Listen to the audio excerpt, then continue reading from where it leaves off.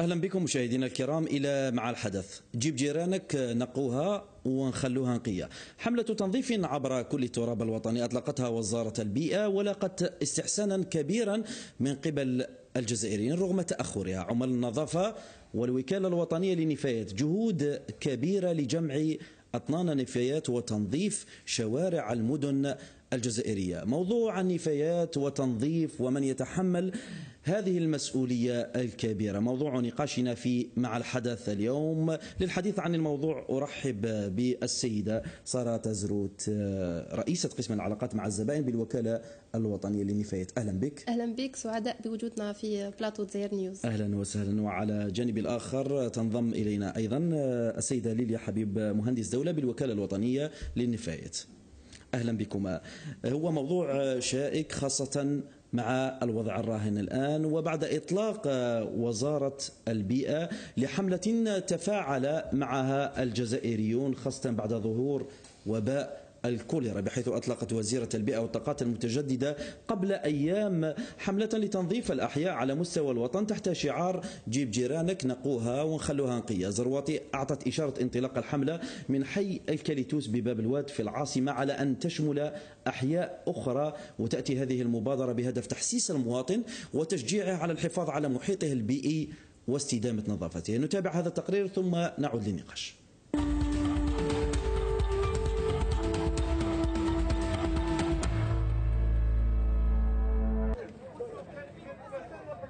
من إحدى أحياء باب الوادي الشعبي انطلقت حملة النظافة الوطنية بمشاركة وإشراف وزيرة البيئة والطاقات المتجددة فاطمة الزهراء زرواطي. قاذورات ونفايات لا حصر لها في المساحة الخضراء المقابلة لعمارات التجمعات السكنية بهذا الحي. وأمام هذه الوضعية الكارثية تعددت التهم والوسخ واحد. حتى العماره هذيك انا نقي لهم زيكوات، انا نجيب تاع البلديه بشهود تاع لاشروط نخلص بدراهمي ونجيب ويرميو. علاش تخلص؟ بحال الزيكوات كي ترتخوا انا نروح نجيبهم ونخلصهم انا بدراهم، لانه من بعد هو المتضرر.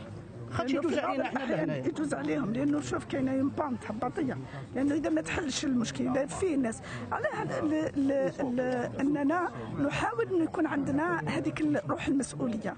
روح المسؤوليه مهمه لما نبحث عن حلول. كاين حلول، لانه الحل الاسهل هو اني نرمي في الشارع، هو موش حل هذا في نهايه الامر. والله العظيم غير من الباطيمو يرميوا لي حتى لهنا الجنينه حتى للدار. نظافه المحيط مهمه تتشارك فيها جميع الاطراف، وإن كانت الساكنة هي الطرف المحوري في العملية باعتبارها المعني الأساسي بوضعية المحيط. بالنسبة لحملة التنظيف هذه واللي هي عبر كل التراب الوطني، حملة مهمة جدا أنها تسجل في الديمومة وتسجل كذلك في الاستثمار فيها واستثمار في كل المتطوعين من ناحية المجتمع المدني أو السلطات المحلية. لأن النقاط السوداء هذه لو احنا ما نكونوش حارسين ما يحرصش المواطن عليها سترجع يعني في وقت قصير. النفايات صعب التكفل بها، إذن هي عملية تشاركية ما بين السلطات المحلية والمجتمع المدني والمواطن. حقيقة تقصير المواطن في الحرص على نظافة المحيط لا ينكرها أحد، بل قد تظهر في بعض الأحيان في سلوكات غير لائقة كرمي القمامات من طابق علوي، لكن السلطات المحلية تتحمل جزءا من المسؤولية. اشاك فوا نهبطوا البلديه باش يوفروا لنا لي مويان باش الناس ترمي الزبل تاعها ايتو. اشاك فوا اوني فاي توجور سي لا ميم شوز، توجور سي لا ميم استوار. ما جابونا لي واسمو لي بيدون وين يرموا الزبل الناس، دونك السيتويان يجي ما يلقاش وين يرمي اوتوماتيكمون يرمي لهنايا. شكون اللي يتحمل المسؤوليه؟ النقطه الاولى البلديه اللي مكلفين بالنظافه. النقطه الثانيه الشعب شويه ماشي منظم. الشعب ربي يهديه عنده ثقافة نايض بها يرمي الزبل نورمال. رؤساء البلدية أنفسهم يشتكون قلة الإمكانيات وعدم تعاون المواطنين معهم. لي مويان دو بور لي كاميون وكذا ما عنديش انا با لي مويان دو بور باش احنا نكونتريبي. قلت لك احنا نعاونوا من المجتمع المدني والجمعيات والناس اللي نوطابل تاع هذا الكارتي هذوما يتوحدوا ويتوعاو ويديروا توعيه يهضروا مع لي سيتويان باللي بركات من هذا الرمي الاوساخ هذه العشوائيه والاوساخ نورمالمون النفايات هذوما تخرج في الوقت.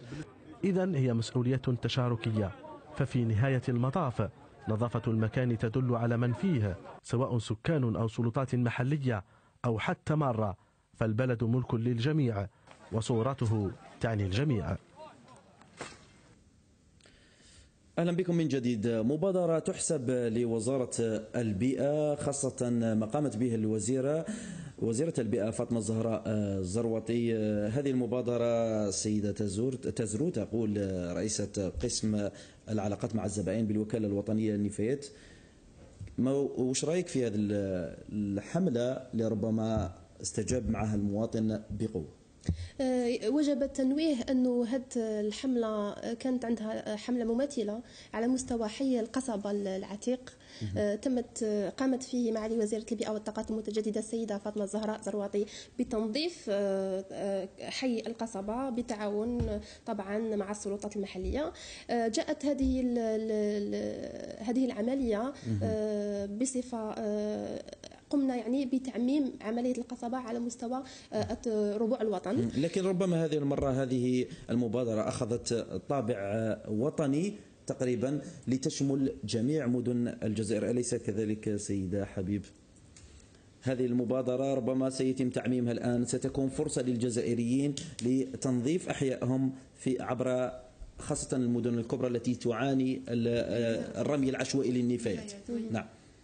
الهدف من هذه العملية هو إشراك المواطنين وتحسيسه بالمسؤولية تجاه النفايات الموجودة في الحي تاعهم، هذا بصفة أساسية. جميل. وأنتم أيضا تلعبون دور كبير في الوكالة الوطنية للنفايات، إما من الجانب التقني أو التحسيسي.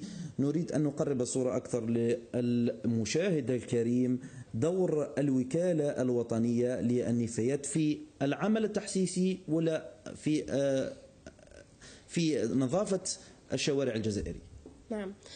إذا الدور تاع الوكالة الوطنية للنفايات، أولا المهمة الأساسية للوكالة هي دعم السلطات المحلية والجماعات المحلية من أجل ضمان تسيير أمثل للنفايات تاعهم. كيف ذلك؟ عن طريق تقديم دراسات أو إعداد دراسات للجماعات المحلية للبلديات، للمؤسسات المكلفة بجمع النفايات، لمراكز الردم التقني كذلك. ثانيا تزويدهم بالمعلومات. كيف ذلك؟ ما يخفاش عليكم أن الوكالة الوطنية للنفايات عندها بنك معلوماتي خاص بالنفايات، فيه معلومات عن جميع أصناف أو شرائح النفايات الموجودة. يعني كم يرمي الجزائري من النفايات، كم تحتاج ربما إلى إمكانات مادية لتنظيف الأحياء. أكيد يعني عندنا كل هذه المعلومات نقدموها للجماعات المحلية من أجل كما يقول لك لا يمكننا تسيير ما لا يمكننا قياسه أو تقديره. نقدموا هذه المعلومات كذلك من أجل مساعدة الجماعات المحلية على تسيير النفايات الموجودة على مستوى البلدية تاعهم ولا الولاية تاعهم. كذلك الوكالة الوطنية للنفايات تقدم دعم للمؤسسات من خلال عملية إدراج الفرز الانتقائي على مستوى المؤسسات. قمنا بوضع هذا المشروع على مستوى الوزارات.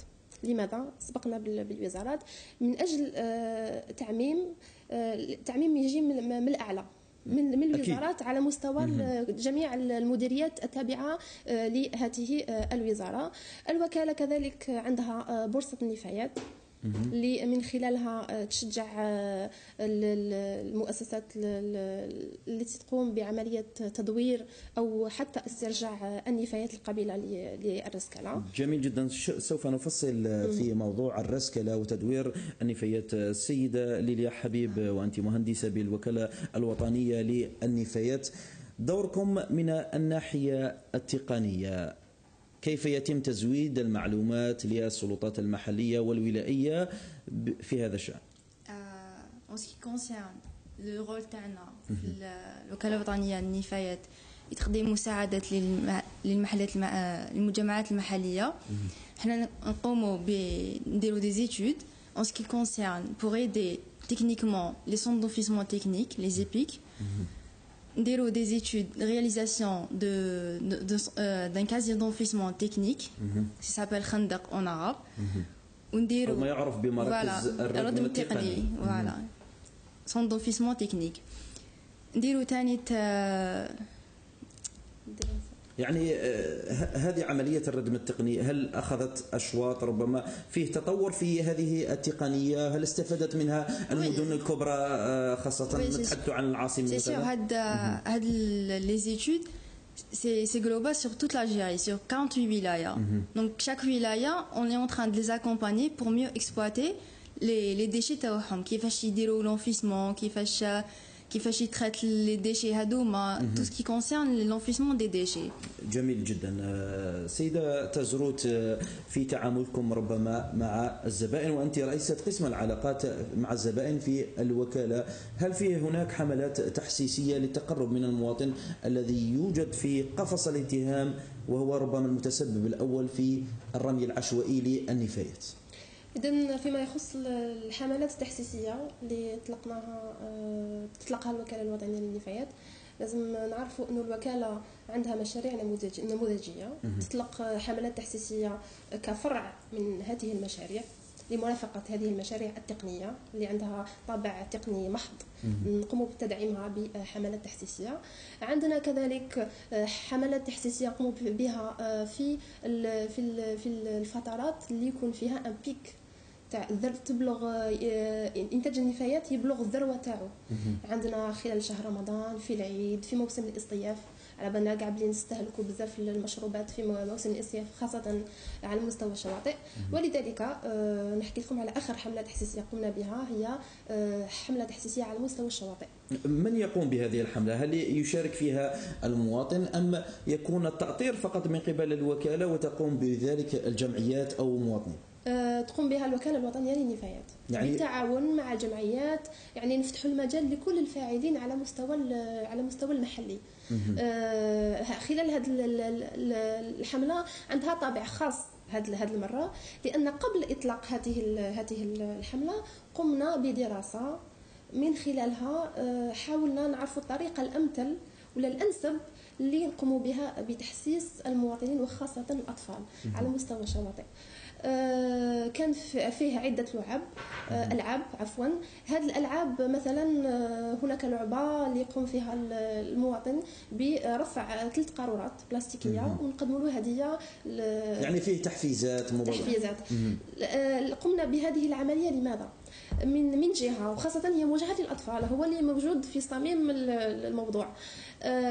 أولا من جهة راح لما يرفد هذيك القاروره على مستوى الشاطئ نولفوه على هذاك لو جاست، على هذاك السلوك من جهه، ومن جهه اخرى نقدموا له هديه نفهموه باللي انه هذه النفايه القاروره البلاستيكيه هي ليست بنفايه، هي ما نشوفوهاش على اساس انها نفايه، وانها على اساس انها ماده اوليه وعندها قيمه، ولما قدمتها عطاو لك هديه بالمقابل. جميل. سيده حبيب، وانتم في الوكاله ربما قربكم من الواقع، ماذا تلاحظون؟ هل المشكله اليوم في الامكانات الماديه المسخره او التي تسخرها الولايات لجمع النفايات، أما المشكل أيضا في ثقافة المواطن الجزائري والسلوك الجزائريين في الرمي العشوائي للنفايات؟ Je pense que ça fait partie des deux parties.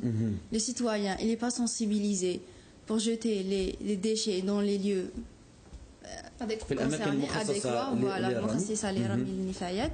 تاني ما عندهمش ثقافة باللي لي ديشي سي كيما قالت هي سي عندها ثمن، عندها يقدر يدير بها حاجة alors que يرمي n'importe où. وثانيا من الجانب الثاني ايضا بالنسبه للعمال ثاني ما عندهمش لي مويان باش يديروا باش يرفدوا هادو لي ديشي كامل. وكاين بزاف زادو نشوفوا من قبل لي زاني بريسيدونت يافي با اوسي طون de déchets que maintenant. Maintenant c'est تزايد كل سنة في ارتفاع لعدد أطنان النفايات المسجلة، لكن تبقى دائما الاتهامات متبادلة بين العمال وبين المواطن. نستمع إلى هذه الآراء لبعض المواطنين حول من يتحمل مسؤولية النظافة ومن يرمي هذه النفايات في الشارع ومن يجمعها. نتابع هذه التصريحات ثم نعود. يجي يرمي، اللي يجي للسبيطار يرمي، اللي يجي من طرف الدنيا يرمي، الحوانت يرموا، الدنيا قاع ترمي. تسمى مالغري لاميري تجي واش تلم ما تكفيش. فهمت كيفاه؟ تسمى حنايا ماشي ريسبونسابيلتي تاع الناس اللي الحي، حنا لي باساجي هما اللي خمجوا علينا الحال. فهمت؟ حنا ماشي الناس الحومه. الزبل هذا شحال عنده كنا نحطوه لهنايا باش يتردوا سمو البلديه ولا ما تردوش. نهار كي يكون واحد عنده عرس ولا حاجه لو بيجي ينحي بسمو يرميوها لهنايا. ما كاش واحد فيهم قاعد كيجي لهنايا. لاميريك كل ما كاش واحد يجي لهنايا. هذه الحومه هذه ما بوندون بدبر هذه حومه من 46 من 49 احنا ساكنين هنا. انا كي طبات لهنا واحد باش شافنا يحبوا الفوضى هما هاملين هملونا معاهم والضرب ما الطرف للطرف ما تلقاش بدون وين يلحوا الزبل الناس. كاين اللي ولادو يلعبوا هنا ولادي ويقولوا كوليرا. احنا كوليرا احنا هذه هي كوليرا. انا وإلا كذبتوا لي اربحوا دخلوا للديار تصيبهم منظمين تصيبهم نقايه وتصيبهم كلش بصح قرونا مليح بالطونوبيلات يجوا يرموا علينا الزبل دوك ما نكذبوش ونقولوا الدوله راهي تجري وما قدرت لهم. إذا بعض الأصداء الذي استمعنا لها من قبل بعض الجزائريين حول من يتحمل مسؤولية النفايات المتواجدة والتي تغزو الأحياء أو أحياء المدن الجزائرية. السيدة تزروت، كما استمعنا لبعض الأصداء هناك شكاوي من قبل بعض المواطنين حول نقص الفضاءات المخصصة لرمي النفايات، وهو ما يضطر من أو يفرض على بعض المواطنين الرمي العشوائي في الطرقات لنفايتهم المنزلية. هي في كل حي فيه منطقة معينة مخصصة لوضع النفايات، تكون فيها حاويات. هذه الحاويات فيه مشكل انه يتم نزعها او يتم وضعها في مكان اخر. هي سلوكات فرديه لبعض هي سلوكات فرديه. ما نحملوش مسؤوليه للمواطن فقط وما نحملوش مسؤوليه فقط للجماعات والسلطات الفاعله في هذا المجال، ولكن الان لحقنا المرحله اللي لازم نعملوا مع بعض. هذه العمليه اللي قامت بها الوزيره هي تبعث رساله انه حان الوقت لان نعملوا مع بعض، لانه السلطات وحدها ما تقدرش تخدم وحدها والمواطن ما يقدرش يخدم وحده. لازم نخلقوا هذيك الشراكه وهذاك التناغم بين طرفين من اجل الوصول الى هدف واحد، هو الحصول على احياء نظيفه ومدن نظيفه. ايضا المعروف على الجزائري انه نظيف في بيته لكن خارج البيت يرمي عشوائي. هذا ناتج عن نقص التوعيه، نقص التحسيس. هو ناتج عن نقص التوعية طبعا ونقص التحسيس. بصفة عامة المواطن يقول لك انه فقط في البيت تاعي لازم يكون نظيف ويمكن يكونوا عندي امراض تدخل البيت تاعي فقط. ما على بالوش باللي عنده اطفال راهم يمروا من الحي اللي راهو ساكن فيه، ما يديرش باله انه هو راهو يقعد الاطفال تاعو يقعدوا يلعبوا في الخارج، هو راه يقعد برا ثاني. كل عائله تمر على هذه النفايات، ويجب حان الوقت باش نغيروا من هذه السلوكات. نعم، وفيه امراض واوبئه نشهدها مثلا مؤخرا، مثلا وباء الكوليرا الخطير الذي مس الجزائر. حديث عن النفايات والرمي العشوائي للنفايات ومن يتحمل المسؤولية مع ضيفي في البلاطو. سيدة تزروت، أهلا بك من جديد ومعذرة على المقاطعة. نعود إلى موضوع نقاشنا، فيه تساؤلات كبيرة عن وجهة هذه النفايات. لماذا لا يتم الاستثمار في هذه النفايات بالحجم الذي تستثمر فيه بعض الدول التي ربما أصبحت النفايات عندها هي مادة أولية توجه للتصنيع؟ فيما يخص الاستثمار في هذه النفايات، باش يكون فيه استثمار نوعي وعنده ان امباكت او تاثير كبير جدا، لازم يكون هناك فرز انتقائي للنفايات. ما يمنعش انه على مستوى مراكز الردم التقني فيه مراكز فرز النفايات يقوموا بفرز النفايات، ولكن هناك بعض المواد اللي ما تعودش تصلح للرسكله بعد اختلاطها مع النفايات العضويه او النفايات التي والبدايه تكون ربما بالحاويات المخصصه لرمي النفايات وتصفيه النفايات مثلا.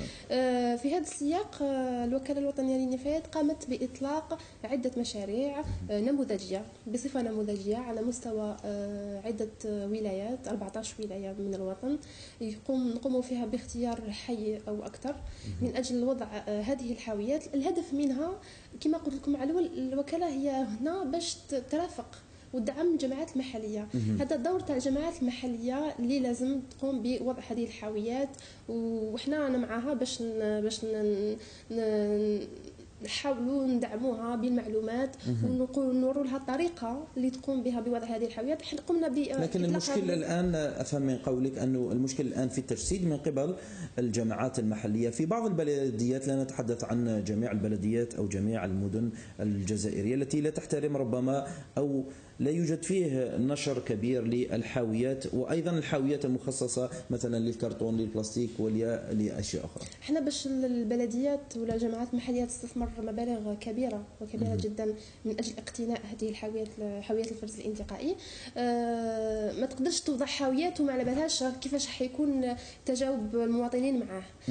علاش درنا الاحياء نموذجيه لتجربه أو محاولة معرفة سلوك ورد فعل المواطن الجزائري. فعل المواطن مع الفرز الانتقائي. من بعدها راح يكون طبعا تعميم من طرف البلديات والجماعات المحلية، لأنه ضروري مثلا مثل هذه الحملات يجب أن ترافق بعمليات تحسيس في الحي الذي سيكون مثالا لهذه المبادرة. طبعا. أيضا سيدة أعود لك سيدة حبيب، وأنت مهندسة في الوكالة الوطنية للنفايات. أيضا الوكالة الوطنية للنفايات لها العديد من المشاريع لجمع ورسكلة النفايات، وفيه أيضا الله أعلم مبادرة أقول لاستحداث 33 محطة لمعالجة بعض النفايات. Oui. Le projet Hadaya, c'est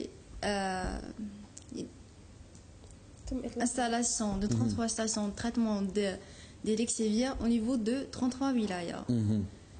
Il va être mis en place fin mi-septembre, vers la fin de l'année 2019. Il va consister à traiter les effluents générés par les déchets. Maintenant, الماء الناتجة عن النفايات المنزلية. وي. يعني من الأغذية، من المشروبات التي الماتير أورغانيك، المواد العضوية. اوكي. ويتم تحويلها إلى أي شيء سيدة كي يديروا التريتمون تاعها البرانسيب سي التريتمون تاع ليكسيفيا باش يخرج منقي. سي سا لو تروك، سي سا لو سيستيم. سي التريتمون دو ليكسيفيا en eau usée, la traiter pour qu'elle devienne une eau potable اللي ماشي يقدروا يشربوها ولا يقدروا يسقوا بها ولا لي سون دونفيسمون تكنيك. هل في تقنيات أخرى أيضا للرسكلة ما عدا هذه التقنية مثلا أو تقنية الردم أيضا؟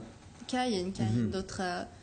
بون هنا في الجزائر سي لو سول سيستيم سي لو سون دونفيسمون تكنيك سي l'enfouissement des déchets, c'est ça ce qui existe.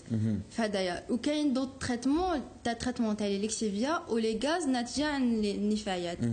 وكاين كما قالت les centres de tri. هادوك les centres de tri c'est pour traiter les éléments اللي يقدروا يتريسيكلاو بور لي ريسيكلي. واضح جدا. سيدة تزروت، بالنسبة لمراكز معالجة النفايات يعني والتي يجد فيها عامل أو العمال مشكل كبير، خاصة تحدثت عليه أنه فيها نفايات مختلطة يصعب على العمال تصفيتها وجمعها لنقلها إلى المصانع أو تحويلها. هل اليوم فيه حقيقة تدوير لبعض النفايات مع مؤسسات وفيه مردود أو مداخيل؟ هل تعود هذه الرسكلة بعائدات على الخزينة الجزائرية؟ طبعا الوكاله الوطنيه للنفايات في البنك المعلوماتي اللي قلت لكم عليه ما فيش فقط معلومات عن النفايات، وانما فيه القائمه تاع جميع المراسكلي ومسترجعي النفايات على المستوى الوطني.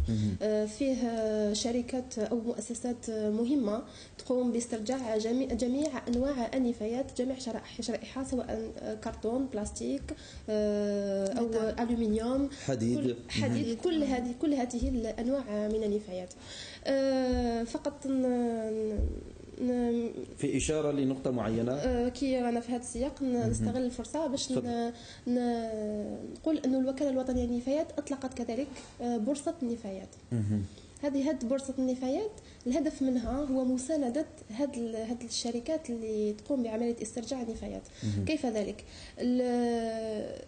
هذه المبادرة تسمح بأنه الطرفين يتلاقى، مسترجعي النفايات مع الأطراف اللي تقوم بإنتاج هذه النفايات اللي هما يكونوا سوفون دي اندستريال، صناعيين نعم، صناعيين يقوموا بإنتاج كميات معتبرة من النفايات. القانون يلامبوز عليهم باش يقوموا بأخذ هاد العينات من النفايات ويكونوا مسؤولين عليها، لازم عليهم يتخلصوا منها. من جهة أخرى كاين المسترجعين والمرسكنين اللي هما بحاجة هذه النفايات. هاد لا بلاتفورم بورصة النفايات تسمح باش تلاقي المسترجعي مع منتجي النفايات، وكذلك بالدفع بالاقتصاد الوطني نحو الأمام. أيضا يحذر الخبراء أيضا من الاستهلاك الكبير للبلاستيك. الجزائريون بطبعهم معروفون باستهلاك الكبير للبلاستيك، الأكياس البلاستيكية،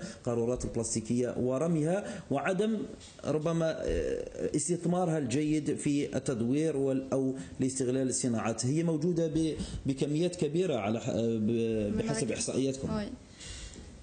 حسب الإحصائيات كاين بزاف لي ديشي بلاستيك، ولي ديشي بلاستيك لو تريتمون تاعهم نورمالمون ils doivent être triés، sauf que المواطن يرمي لا ماتير بلاستيك او ميم طون داخل الكيس اللي يرمي فيها لا ماتير اورغانيك. دونك ما عندوش في راسو، ما عندوش بلي لازم يفي لو تري. لو كان لازم يكون يديروا هديه كيما نوعي ونديروا توعيه باللي لا ماتير بلاستيك doit être recyclée ou jetée dans des endroits adéquats وين دي بان اوجو وين كاين سي écrit سي مونسيوني باللي شغل نيمبورت كال مواطن يقدر يفهم انه مكان مخصص لرمي النفايات البلاستيكيه. واضح جدا. ايضا هل فيه ربما استراتيجيه لدى المركز عندكم القضاء أو محاربة أو تقليل من الأوبئة المنتشرة من خلال النفايات أو أماكن رمي النفايات؟ يعني احنا معروفين أنه الحاويات موجودة على برا، هل فيه تقنيات جديدة أو تكنولوجيا تستعمل ربما لمحاربة الأمراض كي لا تنتشر الأمراض من تلك القمامة المنتشرة في الشوارع والتي تشوه المنظر أيضا؟ طبعا احنا الدعم تاعنا يكون من أجل تزويد البلديات بنظرة جديدة، تكون عندنا نوفيل فيزيون تاع تسيير النفايات. كيف ذلك؟ كما قالت لك الزميله تاعي، نقوموا بعمليه اعداد المخطط التوجيهي الخاص بالبلديات، الخاص كذلك بتسيير النفايات على مستوى البلديات. اذا هذا المخطط التوجيهي فاش يتمثل في تحديد عدد الحاويات الموجوده في كل حي، لونبلاسمون تاعها، الموضع اللي يتم فيها وضع هذه الحاويات باش تستقبل النفايات الموجوده على مستوى مختلف العمارات في الحي، كذلك عدد الشاحنات اللازمه من اجل رفع هذه النفايات، لوين يتم اخذها هذه النفايات، تعيين مركز الرصد التقني من اجل معالجه هذه النفايات.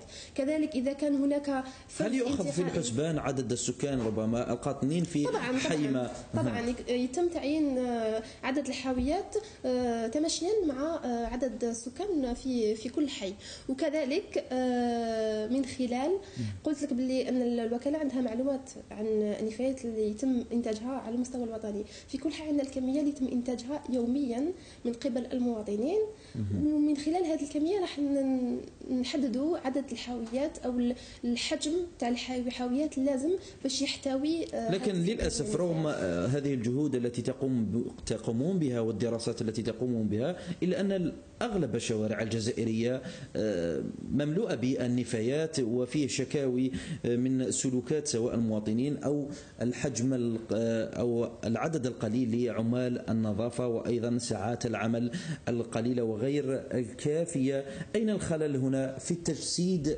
دراساتكم واستراتيجيتكم للقضاء على النفايات في الشوارع الجزائريه؟ احنا البلديات تلجا الى الوكاله الوطنيه للنفايات من اجل تقديم هذه الدراسة وترافقها كذلك من خلال تجسيدها على أرض الواقع.